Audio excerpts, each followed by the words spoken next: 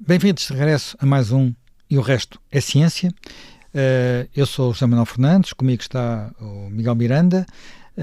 Nós vamos hoje, inevitável, nós estamos debaixo de água, mas quase, portanto, e por isso era inevitável falar do que está a acontecer e porque é que está a acontecer e até que ponto é que isto é uma inevitabilidade quando chove aquilo que choveu.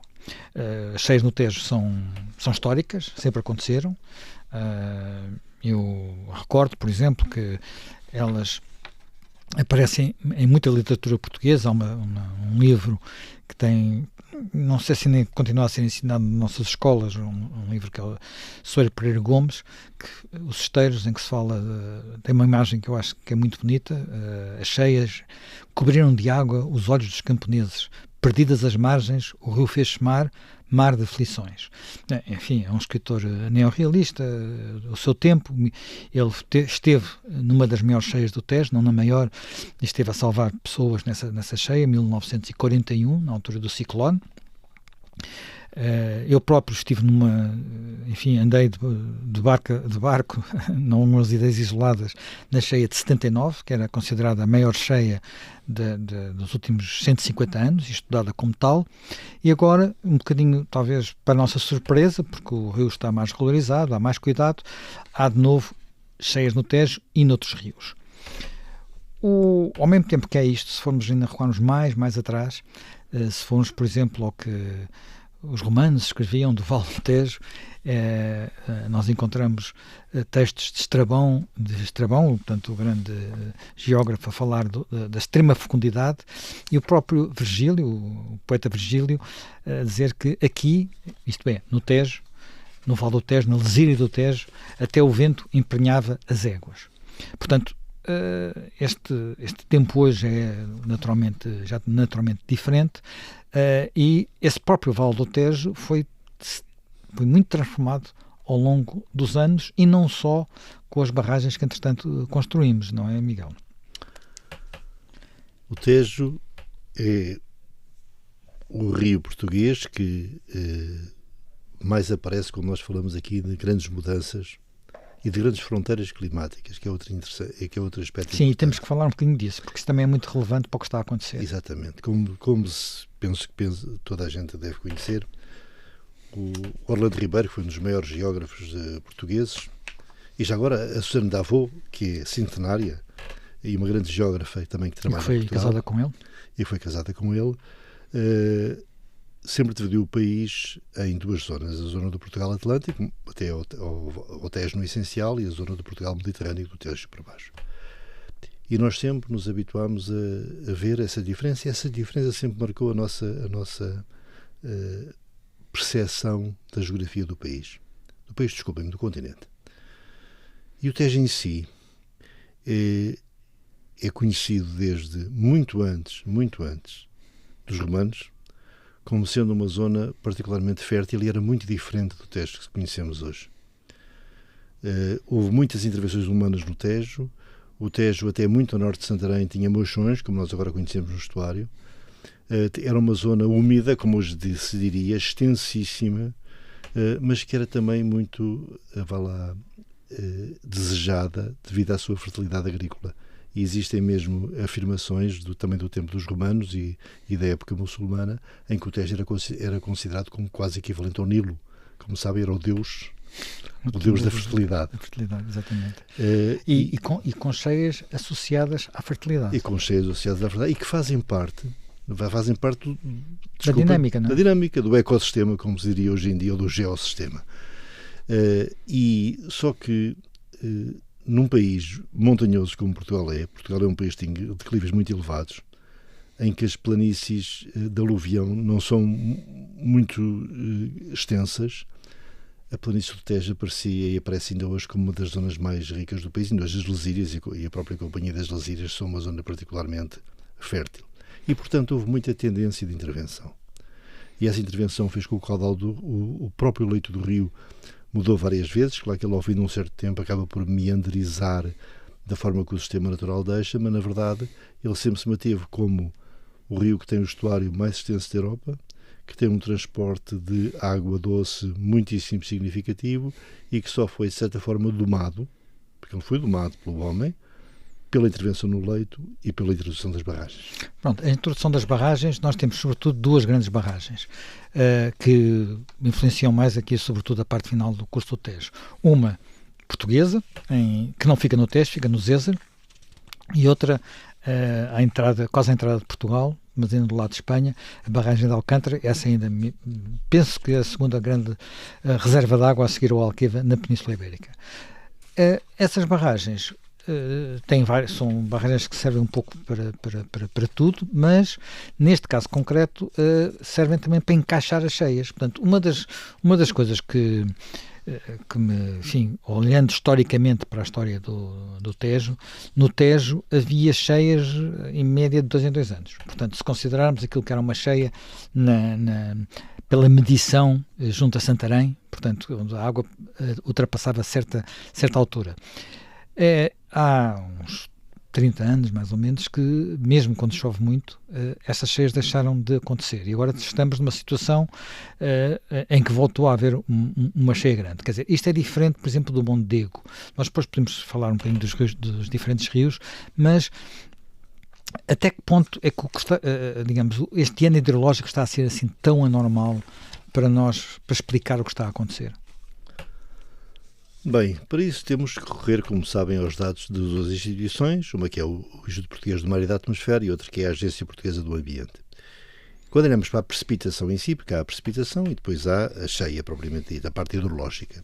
Na parte da precipitação, janeiro foi um mês realmente muito chuvoso e desde o princípio do ano hidrológico, que é normalmente considerado outubro, nós também temos uma situação que se pode considerar muito chuvosa, mas não excepcionalmente chuvosa. Sim, mas sim, apesar de tudo, estamos a falar, eu estou a olhar aqui para o relatório de janeiro do IPMA, o 14º mês mais chuvoso no último século, desde 1931, o segundo desde 2000, mas só este último dado é significativo, porque estamos a falar de 2000 para cá, e desde 2000 para cá, ou a minha memória me está a falhar, ou eu não me recordo de uma situação como estas. E em 2010, não é? Penso que é 2010, choveu mais do que este ano. Mas repara, 1967, que deu origem às cheias mais devastadoras que conheceu a região de Lisboa, nem sequer foi um dos anos mais chuvosos. Mas aí é uma cheia diferente. A cheia de Lisboa é uma cheia muito diferente, porque é uma cheia numa bacia pequena, não é? Em várias bacias pequenas e uma chuva muito concentrada e a chamada cheia rápida, que apanha as pessoas desprevenidas. Esta não, esta é uma cheia lenta, que a água tem que se acumular no terreno durante muito tempo. E desse ponto de vista, se eu aqui na zona de Lisboa, com alguns pequenos embalses, que nem posso chamar bem aquilo barragens, posso mitigar alguns dos problemas. Há pequenas coisas, por exemplo, na Ribeira de Cascais, passa por Cascais, há um embalse desses, e há outros pequeninos. Quando falo de uma coisa como o Tejo, estou a falar de uma coisa completamente diferente. Ou mesmo como o Sado. No Sado, curiosamente, penso que a estação onde se bateram mais recordes foi a estação de Alvalade, que fica no Sado. Ou seja, há cheias de tipos diferentes e é bom que se perceba que isso são fenómenos físicos diferentes e têm consequências diferentes. Uma coisa é uma cheia rápida, que corresponde normalmente a um pico de precipitação. O pico de precipitação de 1967 foi muito importante, essencialmente atingiu a região a norte de Lisboa durante a noite. Por exemplo, o Eiras, que esteve nas televisões há cerca de 3 dias, respondeu a um pequeno pico de precipitação de cerca de 40 milímetros, que numa zona muito concentrada deu obviamente uma pequena cheia junto do parque do Eiras, que foi muito relatada e foi... mas não correspondeu. Hoje em dia há redes sociais, vídeos, toda a gente filma. Mas não correspondeu a um grande episódio muito, muito perigoso, até porque a região está preparada para isto. Outra coisa diferente é o que estamos aqui a ver. Nós temos uma região extensa, essa região está a receber precipitação de uma forma contínua desde o princípio do ano hidrológico, desde outubro, e com uma circunstância diferente e que desafia o Orlando Ribeiro. Na verdade, o que está a acontecer quando se olham para os valores, e isto também é resultado da conversa com um colega meu do IPMA, obviamente, é que o Portugal Atlântico parece que invadiu o Portugal Mediterrâneo. Zé Manuel Fernandes, nós chegámos a ter situações no passado em que chovia em todo o território, menos a sul da Serra do Algarve, e os autarcas algarvios estavam sempre muito nervosos. Porque é que não chove aqui? Parece que isso mudou. Olhamos para ela e dizemos assim, não, neste momento temos Portugal Atlântico até Faro. Mas Miguel, apesar de tudo, quando tu dizes Portugal Atlântico, nós temos algo que é transição e é mistura, porque nós temos de facto esta chuva, e é evidente que quando olhamos para a distribuição da chuva, os sítios onde chove mais ainda continua a ser o Minho, portanto o Minho, a Serra do Gerês, de alguma forma a Serra da Estrela, mas depois, portanto temos zonas, portanto temos um país montanhoso, com uma barreira que faz ali uma espécie de zona de precipitação bem praticamente até ao Tejo, não é? Portanto até ao sistema Monte Junto Estrela, como se aprendia antigamente na escola, não sei se se aprende desta forma, e para o sul não só chovia menos, como sobretudo em todas estas regiões nós depois temos verões muito secos. Portanto, aliás, é dessa mistura. É curioso que a mesma razão porque temos cheias é a mesma razão porque temos incêndios, da maneira que temos no verão, não é? Porque temos muita água para a vegetação crescer e depois um longo período seco para ela arder. Mas repara, como é que chega aqui a água? Existe um investigador da Universidade de Vic, o Luís Gimeno, que também já trabalhou em Lisboa com o Ricardo Trigo, com a equipa do Ricardo Trigo, que publicou aqui há pouco tempo uma espécie de uma revisão sobre os rios atmosféricos, os chamados rios atmosféricos. Agora estão muito na moda, não é? Agora está sempre a falar disso. Eu vou explicar porque é que eles estão muito na moda, porque nós neste momento conseguimos mapeá-los. Não é que não soubesse que existiam antes. O rio atmosférico é a forma essencial como é transportado vapor de água nesta região do mundo. Na verdade, o vapor de água não é transportado de uma forma homogénea na atmosfera. Há uma zona concentrada, uma espécie de um fluxo, um tubo, que tem uma percentagem de água muito elevada e que transporta, neste caso, da zona do Atlântico tropical até à Península Ibérica. Quando é que isto acontece? Quando nós temos um ciclone, uma baixa pressão a norte da Península Ibérica, porque ela força o transporte ciclónico. E esses rios atmosféricos têm sido essenciais para Portugal. Portugal é o resultado desses rios atmosféricos. Por isso é que nós temos um Portugal verdejante em muita parte do ano, ao pé do deserto que é a meseta ibérica. E o que se está a passar este ano... Em boa parte porque a nossa própria orografia, as nossas próprias montanhas fazem de barreira, não é? Quer dizer, eu vivo num sítio desses e, portanto, sei bem o que é que isso significa. Vivo em Serra de Sintra e, portanto, sei que tenho, durante quase todo o ano, uma nuvem residente, como nós costumamos brincar. Porquê? Porque o ar cheio de vapor de água, quando cá chega, sobe, arrefece, o vapor de água transforma-se em chuva e cai, não é? É um fenómeno físico simples. É verdade, exatamente. Isso é efeito de fome para o meteorologista. Mas digamos, porque se nós vemos, por exemplo, um diagrama, como está publicado aí e se vê na internet, das anomalias de precipitação, até chegamos à conclusão que este ano, francamente, não é nada que impressione ao pé da história. Muito pelo contrário, nós temos exemplos passados muitíssimo mais intensos, mas desde há 11 anos que não havia um ano tão chuvoso em Portugal. E isso pode ter levado alguns gestores das barragens a não terem, porventura, aquilo que se falava, que é bem, nós temos barragens que não tínhamos antes. Havia a ideia de que as barragens tornam os seus gestores, sobretudo depois de muitos anos de seca, ou de alguns anos de seca, quando elas estão vazias, quando a água chega, eu não a deixo sair. O que quer dizer que fique sem folga para quando ela chega a mais. Portanto, em vez de encaixar a cheia, alimenta a cheia. Mas há um problema, e o problema é a capacidade de previsão da meteorologia. A meteorologia hoje em dia prevê razoavelmente bem, com um skill significativo, até 12 dias. E, portanto, qualquer gestor de uma barragem, o que ele tem pela frente em dados razoavelmente objetivos são 12 dias de previsão. E, portanto, ele não pode saber o que acontece nos segundos 12 dias, nos terceiros 12 dias, porque se ele soubesse claramente que ia ter uma atitude que era correspondente à expectativa. Nós hoje já trabalhamos muito em função da previsão, mais do que da observação. Por isso é que se põe menos no terreno, quando se põe menos no terreno. Por isso é que fazem descargas das barragens, que é o trabalho, que eu diria, fantástico, que a equipa da APA está a fazer, mas na verdade eles têm um problema, é que eles são cegos dos 12 dias para a frente. E sendo cegos dos 12 dias para a frente, eles têm sempre que optar a chamada opção complicada, que é descarregam mais arriscando o futuro ou descarregam menos preservando o futuro. E isto é um jogo que é tão complicado que reforça a ideia que cada vez eu penso que é mais clara, de que nós temos que ter uma gestão muito inteligente de todo o sistema hidrológico nacional, e já agora ibérico, integrado, e que permita maximizar a água que se consegue armazenar e minimizar os riscos. Pois, para as pessoas terem uma ideia daquilo que a gente está a falar, e voltando aos geógrafos, não é? Aquilo que eles enfim, não são coisas recentes, são coisas que têm praticamente 100 anos. A primeira esboço, ele não acabou bem o trabalho, o primeiro esboço de geografia de Portugal ainda foi escrito por um alemão chamado Hermann, eu tenho sempre que dizer o outro nome, Lautensack, acho que é assim que se lê, que depois uma obra que foi completada e publicada com precisamente a Suzanne Davos, e aí ele notava que a oscilação do nível dos rios portugueses, estou a citar, conta-se entre as mais acentuadas que se conhecem na Terra.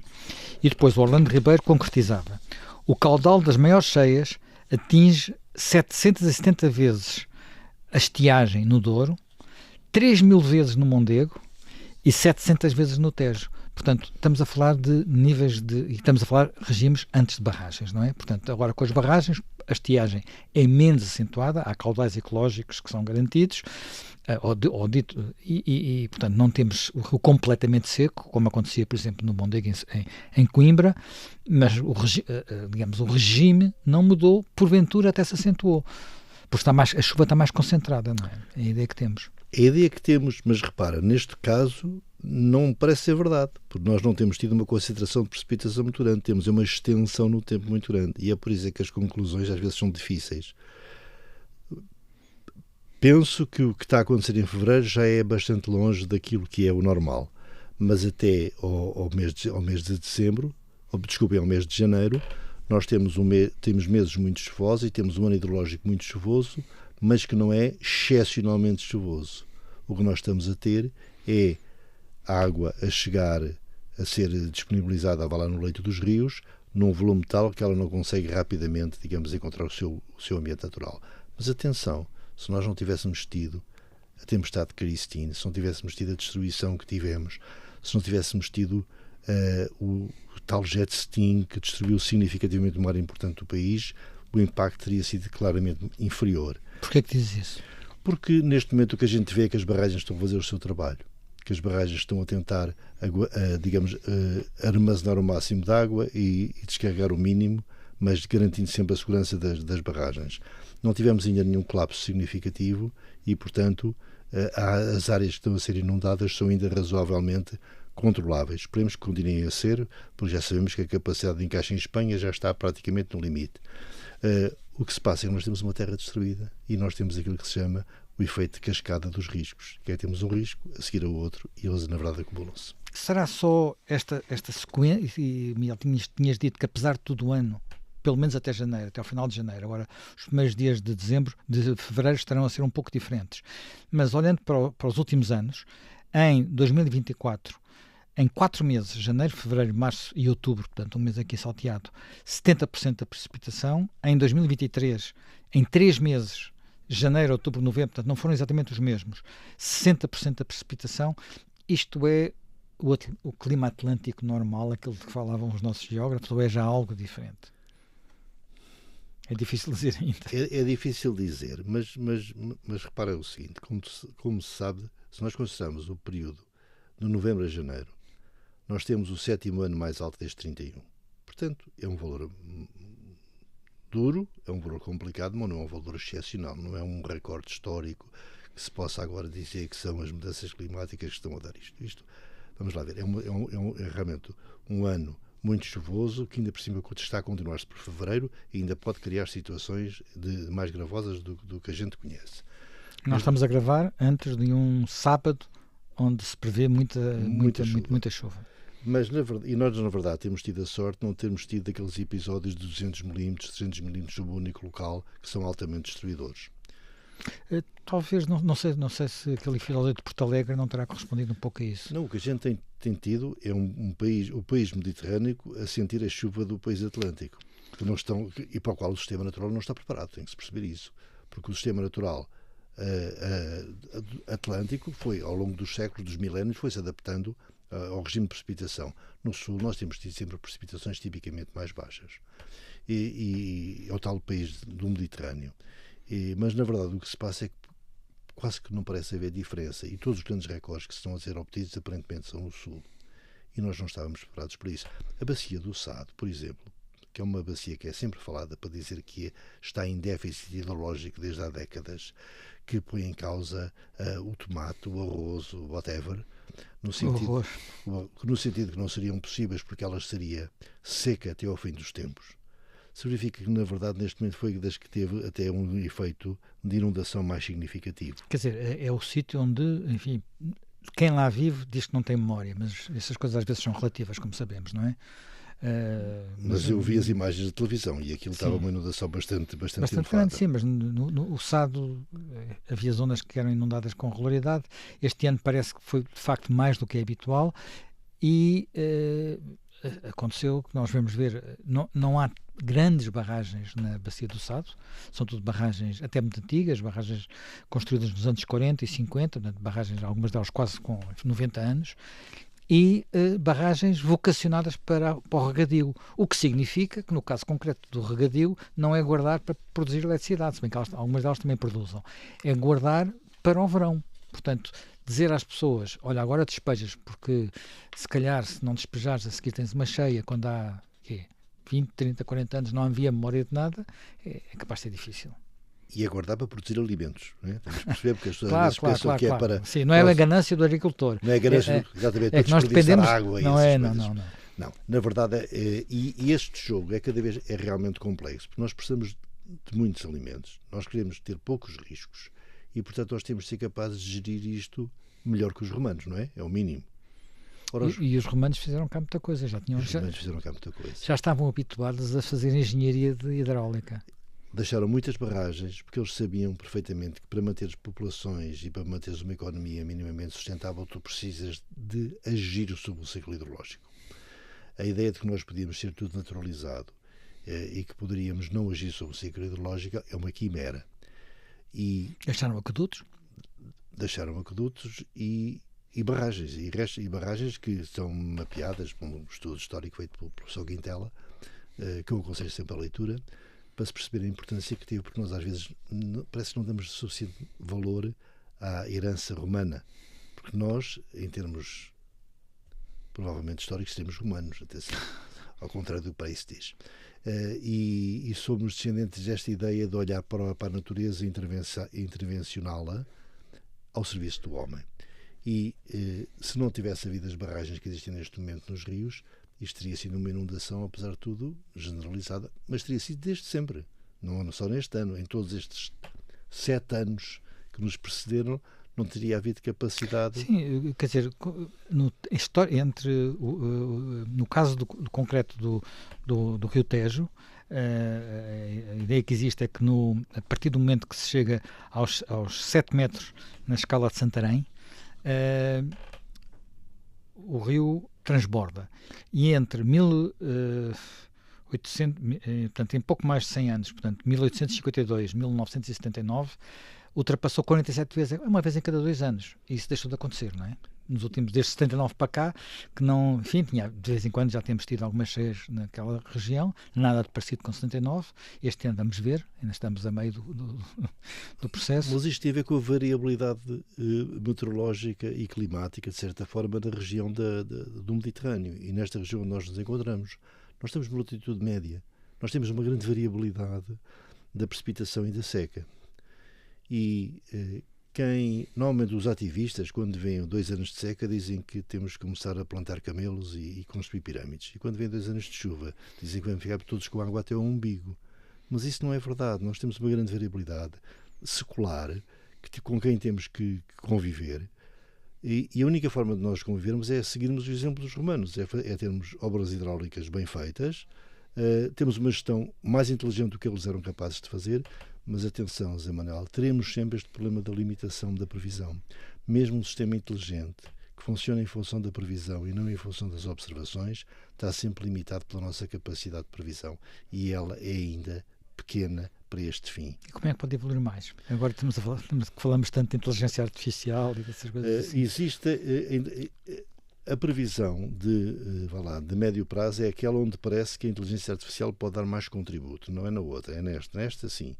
Eu vi resultados, não tenho aqui, mas vi resultados em que na previsão de médio prazo nós podemos conseguir algumas melhorias. E na compreensão destas teleconexões entre as várias zonas da Terra. E talvez isso nos dê então a tal capacidade acrescida para a gestão destes sistemas e que permita aos gestores das barragens e das obras hidráulicas ser capazes de suavizar ainda mais estes picos. Mas a verdade é que, tão importante quanto isso, é que toda a informação seja transparente e toda a gente tenha acesso à informação. É preciso que estes modelos hidrológicos apareçam ao público. É preciso que mesmo os decisores, que às vezes não são tão bem informados como se pensa, tenham capacidade e tenham a possibilidade de aceder a estes dados e que possam pensar bem como é que para o território em que eles estão o impacto que vai ser. Porque, na verdade, o que nós temos visto na televisão, que eu acho que a televisão é o melhor sistema de alerta precoce que se montou até agora, o que nós temos visto é autarcas muito empenhados, as populações a sentirem-se por vezes muito isoladas e muito sozinhas, o que significa que no nosso mundo em que temos a capacidade de chegar a qualquer informação a qualquer sítio, não estamos a ser capazes de tratar os nossos concidadãos como isso mesmo. Mas achas, há uma coisa que tu já falámos aqui noutras alturas, que é o nível de informação que as pessoas têm que ter, o nível de formação que é importante que tenham, também para saber interpretar. Nós hoje em dia andamos com computadores no bolso, não é? Todos nós, os telemóveis são computadores, e computadores que têm informação sobre a previsão meteorológica. E que, enfim, não são só os SMS que nos envia os serviços de meteorologia. Há algumas aplicações que também nos enviam. Eu tenho uma aplicação que me diz: na zona onde está vai começar a chover daqui a meia hora e depois vai chover durante 3 horas. Portanto, esses mecanismos, e isso são enfim, creio que se baseiam em modelos europeus e conhecidos, mas são enfim, aplicações de empresas privadas. Não há aqui, penso eu, nenhuma delas, enfim, exceto a do IPMA, mas que não me dá esse alerta de dizer que vai chover daqui a 2 horas. Por uma razão simples, é porque isso não é mesmo o objetivo. Eu devo dizer que em certos países da Europa essas aplicações foram proibidas. A sério? A sério. Olha que aquela que eu tenho funciona muito bem. Pronto, mas é que funciona em algumas situações e em outras não, e portanto é preciso sempre ver isso com muita cautela. O que se passa na hidrologia é que não há uma integração, se calhar tão perfeita como devia haver entre o IPMA e a APA. Por exemplo, os incêndios florestais, existem riscos que são transmitidos por uma cooperação IPMA e CNF. Provavelmente na hidrologia vamos ter que caminhar para uma sessão desse género. Nos fogos nós trabalhamos muito sobre como é que se preveniam os fogos, quais eram as zonas mais críticas, como é que se alertavam e informavam as pessoas. A AGIF, do Tiago Oliveira, foi exatamente criada para, digamos, agilizar o sistema e pôr as organizações a falar mais umas com as outras. Provavelmente na área da hidrologia vai ser preciso de fazer uma coisa parecida. Aprender com as lições. Porque está muito pulverizado, não é? Porque, inclusivamente, por exemplo, as questões da agricultura, as questões do abastecimento de água às populações, a produção de energia, portanto, há muitos fatores aqui diferenciados. Se nós queremos ser futuristas, nós precisamos de um gêmeo digital da hidrologia. Isso é uma coisa que até em seminários públicos já foi aflorada. Precisamos de um gêmeo digital, mas mais que isso, e antes disso, precisamos de informação simples, clara e integrada. Precisamos de um modelo hidrológico que diga: é aqui, porque quando nós temos poucos meios temos que os pôr onde eles vão ser mesmo precisos. Quando precisamos de responder a uma emergência, nós temos que fazer pré-posicionamento, e o pré-posicionamento exige inteligência e capacidade de previsão. A hidrologia tem uma grande vantagem em relação ao tempo, é que é previsível. Nós sabemos prever melhor a hidrologia do que o tempo, atenção, porque são fenómenos mais lentos, não é? Podemos não saber prever muito bem onde é que vai chover, mas na bacia hidrográfica não erramos muito, não é possível. Sim. Porque erras uns quilómetros, mas para a bacia é a mesma coisa. Precisamos integrar com a Espanha mais, provavelmente, porque as bacias hidrográficas vão até muito dentro nós somos o fim dos rios, não é? Mas o princípio está... Aliás, esse aspecto eu acho que é muito interessante, porque também temos que ver nós estamos a sofrer aqui cheias de tipo diferente. Temos cheias de um género no Mondego, de outro género no Douro e de outro género no Tejo e ainda de outro género no Sado.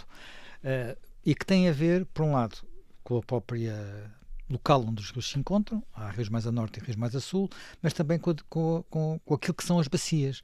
Porque, no caso, por exemplo, sobretudo do Douro, o Douro corre quase a plano na Meseta Ibérica, depois entra em Portugal num desfiladeiro, que é a fronteira ali na zona de Miranda, e a seguir vem entre montes, como todos sabemos, muito encaixado até à Foz.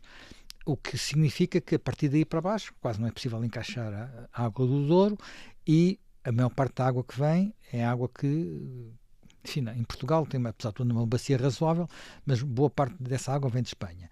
No caso do Mondego é uma situação um bocadinho diferente, porque nasce na Serra da Estrela, uma zona muito pluviosa, e a seguir, no princípio, vem também encaixado com zonas que não dá para absorver muita água. Portanto, a certa altura, quando começa a chover muito, o que cai vem por aí abaixo. E depois temos uma zona final, com uma lesíria do Mondego, que é talvez a zona do país mais intervencionada recentemente, em termos de engenharia hidráulica. O Tejo é uma mistura dos dois, porque tem uma zona em Espanha parecida com o Douro, também muito, muito longa e com aspectos muito secos. Depois também entra em Portugal por um desfiladeiro, enfim, sem a mesma, não é tão longo, mas do chamado Douro Internacional, que até é um parque natural, também é uma zona de Arribas. As portas de Ródão. E depois as portas de Ródão, que é mesmo portas, são mesmo portas, não é? São mesmo portas, portanto estreitas, entra por aí, e depois o Tejo, a lesíria, já é mais aberta, digamos, aí pode espraiar-se. O Guadiana, por incrível que pareça, volta a ser parecido com o Douro, porque é um rio que também, do Alqueva para baixo, é um rio que vai bastante encaixado, não é? Basta olhar para... Quer dizer, depois no fim pode inundar ali um bocadinho Alcotim, inundar Vila Real Santo António, os pezinhos de Mértola, porque Mértola já fica lá um bocado acima, mas é um rio que tem um dos regimes mais diferente, portanto, com maior diferença entre verão e inverno, e onde historicamente as pessoas sabiam viver. Por exemplo, uma das coisas curiosas que havia no Guadiana, e que eu não conheço nos outros rios, era os chamados moinhos de submersão, que são moinhos que ficavam no rio no verão, portanto, em pequenas azenhas que estavam construídas no rio, e que eram lá instalados as mós, e se moía, e no inverno as partes móveis eram desmontadas, porque aquilo ia ficar debaixo d'água, e são moinhos assim que parecem umas casamatas, para a água passar por cima sem os destruir. E não lá estão, quer dizer, nos sítios que não ficaram, alguns ficaram debaixo do lago do Alqueva. E esse saber viver com estes ciclos também é uma coisa que às vezes parece que se perdeu. Mas é que nós, na verdade, só sabemos viver em cidades. Vamos ser claros, viver em cidades. E as cidades têm um apelo enorme para as pessoas, porque têm interações, têm futuro, têm economia. Nós não sabemos viver isolados, felizmente, se calhar, nem como ermitas, a tomar conta de uma casamata que faça produzir energia a partir da água. O que é que nós podemos fazer daqui para a frente? Porque sempre que acontece um acontecimento deste género, aparece sempre a dizer: mas estamos a ocupar leite cheia, é preciso de libertar os leitos de cheia. É preciso fazer qualquer coisa. É preciso começar a tentar ter uma visão mais dinâmica da ocupação do território, perceber que a prazo nós temos que saber que isto vai acontecer e, portanto, provavelmente não pode haver edifícios significativos em leitos de cheia, têm que ser progressivamente retirados. Mas uma coisa que nós não podemos fazer seguramente é, quando temos uma população a sofrer dramaticamente, quando temos pessoas a morrer porque estão a arranjar telhados, nós não podemos dizer: a culpa é sua por ter uma casa em leito cheio. Isso não é mesmo possível. No caso dos telhados foi o vento, não é? É um bocadinho diferente, apesar de tudo. E porventura uma situação ainda mais difícil de prever, não é? Ainda mais difícil de prever, se bem que as condições de formação destes picos estavam previstas. Atenção, as condições de formação, não em si o fenómeno, não é esse o fenómeno. Nem o sítio em que aquilo bateu, não. Aquilo bateu, não é? O Martinho bateu numa zona de mata, não foi o mesmo problema. Sim, mas nós temos neste momento, ainda hoje, provavelmente povoações isoladas. E, portanto, eu penso que se há uma mensagem que nós podemos deixar, é que todas as soluções que podem ser obtidas precisam de ciência e de tecnologia. Portanto, nós precisamos ter barragens, precisamos ter uma gestão inteligente, se calhar mais inteligente do que a que temos neste momento. Nós precisamos dar informação às pessoas de forma criteriosa e atempada. O que é que as pessoas, além daquilo que muitas vezes se dá, que é não esteja perto das águas, não tente atravessar uma ponte quando vê a água quase a chegar lá, não tente meter o carro por uma estrada já alagada, saia do pé, enfim, no caso das zonas das praias e das zonas litorais, não vá ao pé da água. O que é que podemos dizer? O que é que as pessoas podem aprender com estas... Manel, eu vou dizer-te uma coisa horrível. Um dos falecimentos recentes foi de um geómetro, de um cartógrafo que eu conheci muito bem, chamado Nuno Paixão, que é um jovem com 60 anos, porque para mim é um jovem com 60 anos, no Alentejo. Era uma pessoa culta. Foi aquele que ficou dentro de um carro. Ficou dentro de um carro. Era uma pessoa culta, que era um pequeno empresário, que eu conheci no passado, muitíssimo bem, muito ativo, dinâmico, que sabia o que estava a acontecer, mas esteve na hora errada, no sítio errado, e não conseguiu sair do automóvel. Porque nós temos sempre, muitas vezes, a ideia intuitiva, conseguimos sempre resolver todos os problemas, conseguimos sair dos automóveis quando já tem água, conseguimos passar aquela poça, que se calhar não é tão funda como parece. Mas, na verdade, mesmo pessoas com capacidade, conhecimento, inteligência e informação, se estão na hora errada, no sítio errado, podem sofrer uma calamidade.